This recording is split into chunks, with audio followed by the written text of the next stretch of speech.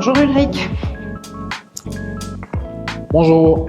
Tu parlais tout à l'heure de santé mentale. Parce que la santé mentale, finalement, dans nos sociétés africaines, est un sujet encore tellement tabou.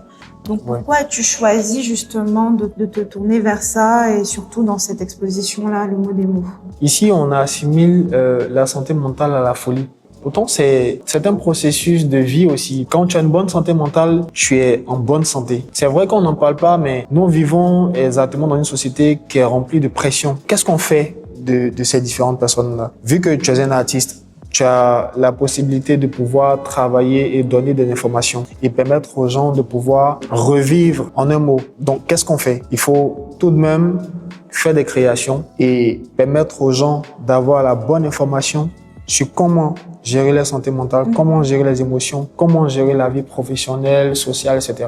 De la même manière où il faut être bien physiquement, il faut être bien psychologiquement et mentalement. C'est ça. Et c'est bien de casser un petit peu les préconceptions qu'on a finalement dessus, donc les préjugés. Comme je disais, hein, l'exposition, c'est un témoignage. Il y a des choses que j'ai vécues aussi. Il y a des choses que j'ai vécues, je me dis, en parlant de tout ce que j'ai vécu, forcément, il y aura quelqu'un qui va se sentir dans la même histoire ou dans la même position que moi. Exactement. J'avais fait une exposition à Paris et l'exposition se faisait là-bas. Il y avait une dame qui était passée à l'exposition. Elle était en face d'une de mes œuvres. On lui a expliqué l'œuvre, tout ça. Mais la dame a commencé à pleurer, en fait.